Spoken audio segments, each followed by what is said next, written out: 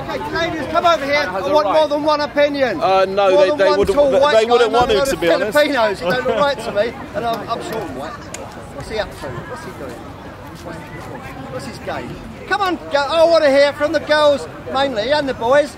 I want to hear from Filipinos. Are you Filipino? We are not fair. Content over everything. Decide that you are going to narrow your colours to the mast and say, I am a socialist, I am a Christian, I believe in what the Norwegian papers say. No, never do that. Never believe anything. You don't have to. You have a firewall around your mind. First one is a physical one, it's a skull. But also you have a mind in there. You don't have to take anything in, and you don't have to reject anything. So that's what we normally do. When you talk about things to people like flat earth theory or something like that, they go, oh, what a load of rubbish. They're probably given it about half a millisecond's consideration. Now, they can have their suspicions, but the truth is they don't know that they don't know, because they've never looked into it. But you don't have to be bizarre in your thoughts, if you consider that bizarre. As you go through life, don't make any decisions. Keep the information out there. Just let it be. It'll always be there for you. When someone says you need to make a decision, are you going to store food because you think Norway is under threat? Are you going to leave your house in Norway and go somewhere else? Do you believe that this politician is bad or good for you? That's the time you take to all this information, and that's the time you make a decision on it. And it's not necessarily right either. It may be, but you're making the best decision you can at the time. And the reason being is because you're not making a decision based on some self-mind control that you practiced years ago when you were 16. Can you see? It does make sense, doesn't it? Yeah. Yeah, so bear that in mind as something to go forward. I mean, you might walk away, I don't know, you might stay longer. But that's put me in good stead. And it usually, how many people in the audience reckons that's quite a good discipline to follow? Yeah? Do you think that's a good idea? Don't narrow your colours to the mast. Don't say I am a anything. Just exist and enjoy it as best you can. And when you have to make a decision, use all that information that you haven't biased yourself against or in favour of. And you'll probably, hopefully, make the best decision, because we work on optimal behaviour. You're going to make a decision before. When do you going to make a decision? At an appropriate time for yourself. It's about all down to the individual. You see, it's no good looking to the newspapers to let them tell you when you can make a decision and what that decision should be. It's up to the individual. What? You're making a decision to stay here. Indeed, that's what I mean. So, what about, like, shall I go around down for a coffee? That's another decision, very small one, but nevertheless it is. And certainly, when it comes to making a decision, I'm of the opinion with children from a very young age, if you want them to grow up, aware of what's going on, help them to make decisions, very small ones to start off with, obviously, and also to take responsibility, very small ones. Because I don't know if you've noticed, people that have taken responsibility or forced to, or just got that personality, they're very mature. Yeah, they don't behave like children, and that's one of your problem with socialism, as far as I'm concerned. What happens is the decision making is taken away. That's true. It's passed up to those magical, wonderful people in the sky, and they make all their decisions for them. No, I want to reserve the right to make my own decision. Now, what's laughable about that? Please come forward and let's know. No, come forward. No, come. No. Come forward and let's know. No, you see, they don't have the courage and conviction. Oh, they can giggle. They can make out that I'm some kind of an extremist, because people listen. Believe it or not, people will take note of that. If someone comes along and says, "Oh, he's such an idiot. I saw him here last week. What an idiot!" And people think, "Oh, I don't know if I should listen to this guy or not," because a group of people said he's an idiot, because they haven't got the courage and conviction to say, "I shall listen to what he has to say, and I shall form my own opinion." Resist it. Resist it. At first, when you're young, you'll listen to people and you'll believe them, and you'll make the decisions, and you'll probably be wrong, because that's what happens. But the more you're wrong, the more you learn to be right. And as time goes by, you get better and stronger and stronger. In your argument. I've been doing this some time. That's why I'm so strong in my arguments. When I started off, I wasn't. But I'm always open to another opinion. Now, these girls here, they decide to have a little giggle. And I want to know what their opinion is, because presumably, is it when I dress or speak or what? What's actually your cause about? What's your actual point then? Oh, I see. Now, I've heard this many times from audience. What I mean is they actually don't want to tell me, if you didn't know what my point was, why was you giggling? Was there a joke among you that I need to know? Oh, right. Did anyone else understand what I said when I was talking about making decisions, taking on information? No. Did you understand that? I didn't understand your point. Sorry? I didn't understand your point. Okay, I shall repeat it then.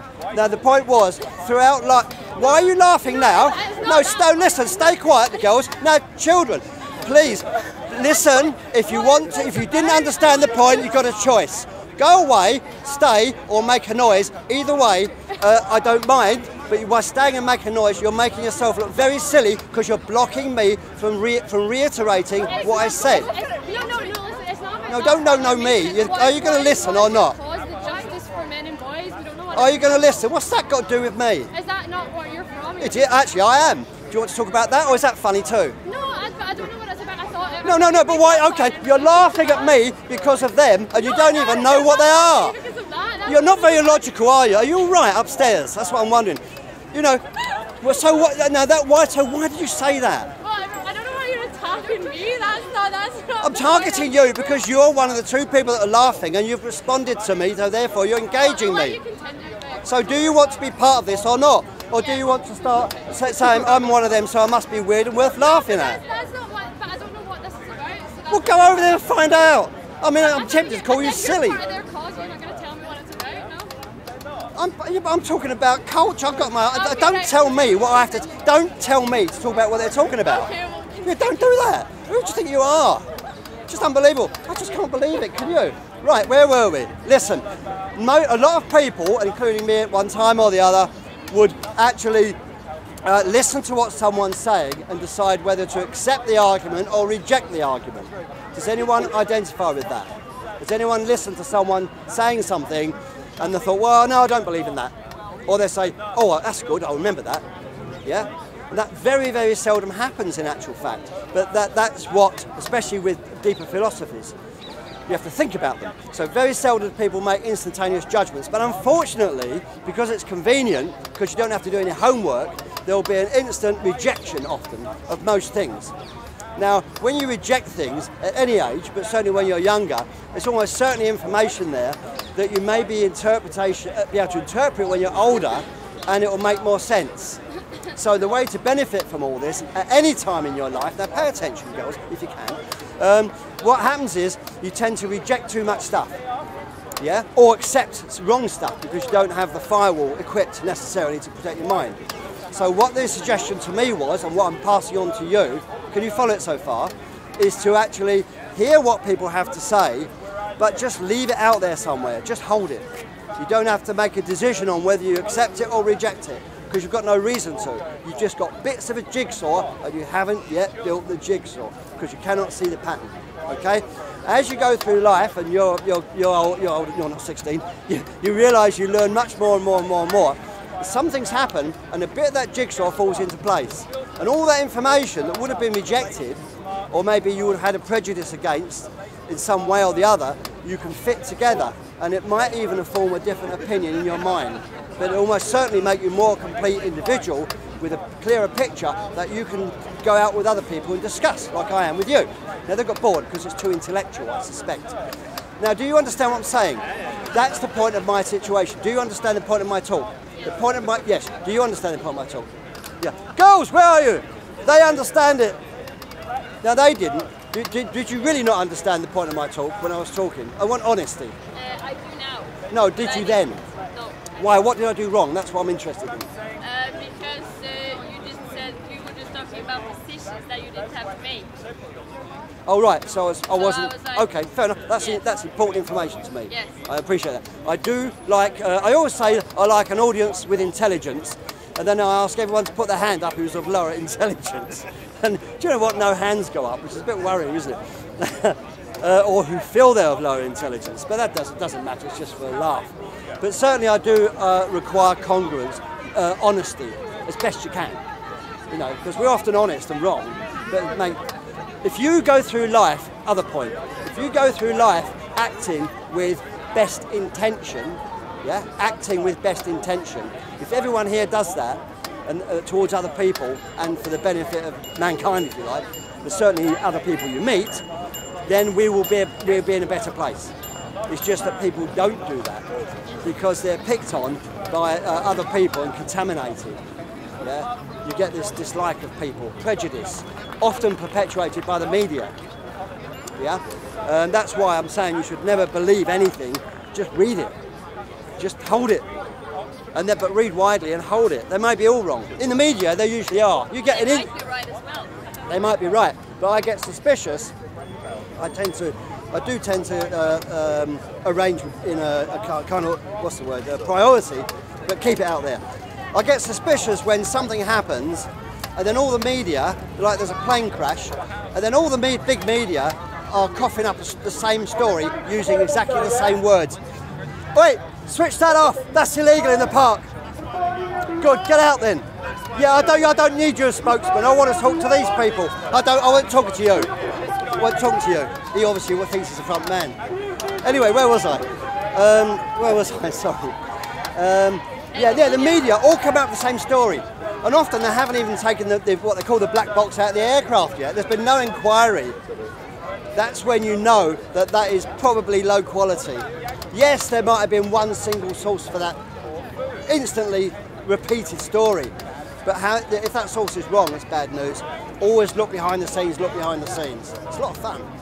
We start that now, but in 10 years' time, you'll be totally unacceptable by society because you'll see what's real. Yeah, you become what's called a skeptic. Skepticism is good. Yeah, you question everything. You don't accept anything unless you really believe it's good. And even then, you can still live within the knowledge, but you don't have to hold it in your inside, just in case it's wrong. Is that reasonable? Yeah, it seems reasonable to me.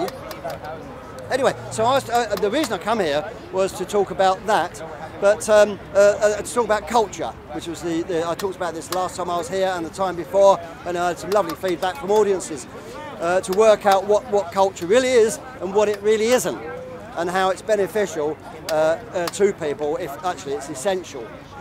Now, what is your take on culture? What do you think culture is? Don't worry about being right or wrong, who cares? Just give it to me. Sorry, what? Culture. What does that word mean? It means... I don't really know how to answer. Right, culture means I don't know how to answer. That's absolutely fine. You've done your best. No, you actually thought. That's great. You actually thought about it, that's your first step. Right, anyone else? Maybe a bit older or wiser. I've met 11-year-olds that know everything. A couple of them. One from the States they were, I think. These boys, they knew everything. I couldn't believe it. Unbelievable. So I disregard age. If you're here, you get treated the same as someone else. Great. Now, but of course, age does count. Even though I read in the newspaper the other day that they reckon you can identify at any age if you like, you know. But strangely enough, everyone wanted to identify as being younger. Now that's funny, isn't it? Because really you'd want to identify as having the brain of a 100-year-old, because you've got all the information there. But anyone here want to offer me what they think culture is?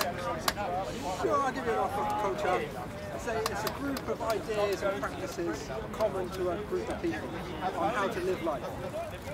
Yeah, I guess that's about right, really. Yeah, okay, bye then. No. Yeah, that's about right. But the trouble is, it can be a good principle or a bad principle, depending on how you want to measure it. Now, I'd thought that with a culture, it's a means of communicating between groups of individuals with a common, some element of commonality. Okay? If you can't communicate, you cannot use each other's talents, gifts, qualities, attributes, because you won't be able. You might dislike them, or you might not be able to talk to them. You know, when you meet a complete stranger, you don't warm to them. You walk up to a stranger and smile genuinely. You can't. If I crack a little joke because you know me a little bit, you might smile a bit because you've warmed a bit, and that's what happens. Well, in a culture, if you have an agreed mechanism of communicating outside between individuals, just like your hormones do internally, or your neurology does internally, then you can actually, and there's an understanding, especially in my consideration of forgiveness and tolerance, because we all make mistakes and we're all different, but we want to benefit from each other's contributions. Then you have a successful culture. When you have a successful culture, to me, it's defined on much the same things you said, a bit more detail. They'll have economic security. It's an environment that they can thrive and prosper, and also they have a degree of, as best they can, of well-being. It means that you can be efficient, and with efficiency you don't have to work so hard, because you're all different and you're all given the best. It's all coordinated. It's like when you do a job, if you're cleaning your room up, I don't want to be condescending here, but if you're cleaning your room up and your sister helps you, you don't do it in half the time, you do it in a quarter of the time. So there's disproportionate benefit. That's why we have such lovely things, these cameras and recording them. We wouldn't have these things if it wasn't for that. So you rise up in quality of life. Now, when you get spare time, and in spare time you can have children, you can nurture the children the best way to fit in that culture. That's important. You can educate them, and you can indulge in the arts. And arts are about communication. So in the fine arts, you get more into communicating ideas, thoughts, emotions between each other. Very powerful is a culture. When you've got an enemy, let's say you want to overcome another country, the last thing you want is them to have a strong culture, especially a strong family culture and a belief in their system. And of course, if you want to undermine a country, the best warfare you can do is cultural warfare. You sow seeds of contamination and doubt. And unfortunately, as cultures get stronger and stronger, you can have more and more spare time and more money and riches. The generations become lazy, easily influenced, and so hence the cycle, it seems to me. But when you have a strong culture, what does that enable you to do? That enables you to offer, should they wish, any other culture that may be in need of failing, help to recover their state. Because the more successful cultures around us, the more stable we are as a globe. And that's what people want, isn't it? Or am I talking nonsense? I don't know. No, you're not. You don't have the right to cycle through on Sundays. Tell all your friends when you go back home. Yeah, well, goodbye. Nice knowing you. So what do you reckon on that? Did you understand what I just said about the culture, the build-up, the structure, the benefits? Yes, I did. Good. Take it somewhere else, or bring someone back here who can find fault in it. Because if you find fault in it, and I understand what you're saying, then I can better perfect my understanding. Okay, that's why I'm here, in actual fact. So come. Yeah, thank you very much. You're very kind. I can't be kidding me. Go away. Can't believe that for a minute. I'm not used to that kind of comment. Oh, well, that's it. Everybody's gone now. Well, I think I'll have my little talk. For the sake of this huge crowd I've got here, you're all very silent. But nevertheless, I had a thought the other day that I'll put your way. And that is, you ever wondered why certain people tend to be left-wing and right-wing? Why they tend to be sort of socialist or tend to be dubbed capitalist? And I was thinking, well, there must be some reason for this, some reason why a certain group of people called socialists seem to believe, or so it appears, in my mind, I'm open for interpretation, to feel like the wealth pours out the sky and it's their business just to distribute it. And actually, that sounds bizarre. It's certainly not the kind of culture that I can imagine surviving, because nobody's creating anything. But then I had a thought to myself. I thought to myself, it'd be lovely to have an audience. But I also thought to myself, if you imagine the role of the female, as it always was, because they were pregnant all the time, in the cave, needing to be supported by people with the more logical men outside the cave, then one thing they need is security, comfort, and freedom to practice their domestic duties and to invest in the future generations, which many will be boys protecting themselves. Content of everything! Content over everything! Very good channel! Content over everything! From your man say it straight. Man don't listen to BBC. Man don't listen to ITV. They feel if they can fill their heads with ideas of gender fluidity, transgenderism, and the whole other isms that you've got, that somehow they're going to help cure hate crimes. This is at the heart of the agenda. Now, a KGB officer just after the Cold War explained how it only takes 2 generations to wipe away the memory of a civilization.